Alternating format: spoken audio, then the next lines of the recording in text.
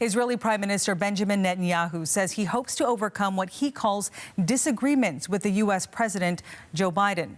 The comments come a day after Biden issued his starkest public warning yet to Netanyahu, threatening to withhold defensive weapons shipments if Israel launches a full-scale attack on Gaza's southern city of Rafah. Chris Brown is leading our CBC News team in Israel and joins us this morning from Jerusalem.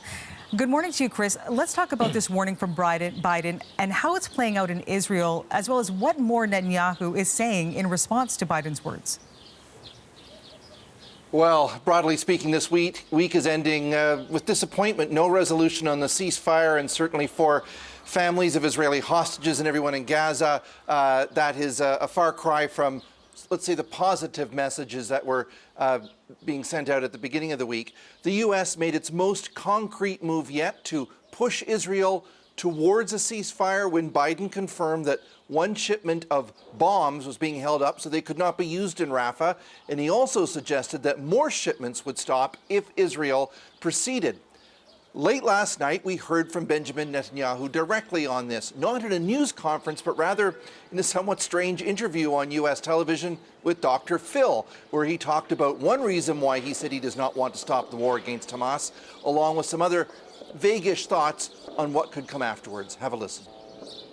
We've destroyed about 20 battalions of the Hamas's 24 terrorist battalions. We have another 4 to go. They're in Rafah. And that's why we want to go into Rafah, because we can't leave them there. We'll probably have to have some kind of civilian government, civilian administration by Gazans who are not committed to our destruction. Possibly, I think, with the aid of the United Arab Emirates, Saudi Arabia, and other countries that I think want to see stability and peace. Now, what Netanyahu is talking about sounds like a form of occupation, such as is the case now in the West Bank, with Israel also being able to conduct military operations in Gaza. So not a two-state solution, which is what the United States and most members of the international community have been pushing, but Netanyahu has spent most of his career fighting against. Several European countries are reported to be ready to recognize a Palestinian state in the next few days, but without the U.S. and Israeli backing, that would seem to be a largely symbolic move. Chris, as you mentioned, it does not appear that a lack of weapons is a concern for the Israeli military. It says it has enough to launch an assault on Rafah. We know Netanyahu also appears to be determined to make that happen. So what's the situation in Gaza today? Well, health authorities and aid agencies in Gaza are saying the situation is deteriorating very quickly, with crucial food and fuel supplies very fast running out. Israel is blaming this lack of aid shipments on Hamas, claiming that the militant group is firing rockets towards the border crossing at Kerem Shalom.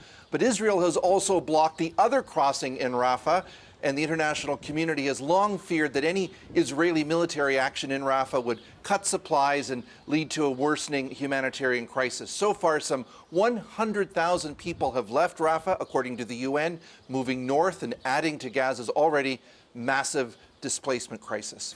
We've been hearing that countdown for quite some time, and that warning about this humanitarian crisis. In the meantime, these ceasefire talks, no deal yet. They're still going on in the background of all of this. So where do negotiations stand right now between Israel and Hamas? We've not heard direct reports from the U.S. or Israel on this. Instead, they're coming from a variety of Arab sources, suggesting that the talks are not technically dead, just that they haven't really progressed very far, even after CIA boss William Burns spent much of the week in the region trying to push them along. Along the main sticking points, the length of a truce. Hamas wants a long pause where hostages would be freed. Israel has been adamant that it will not let Hamas pause the fighting and then allow it to regroup after that pause is done. For this, Chris, that's Chris Brown in Jerusalem.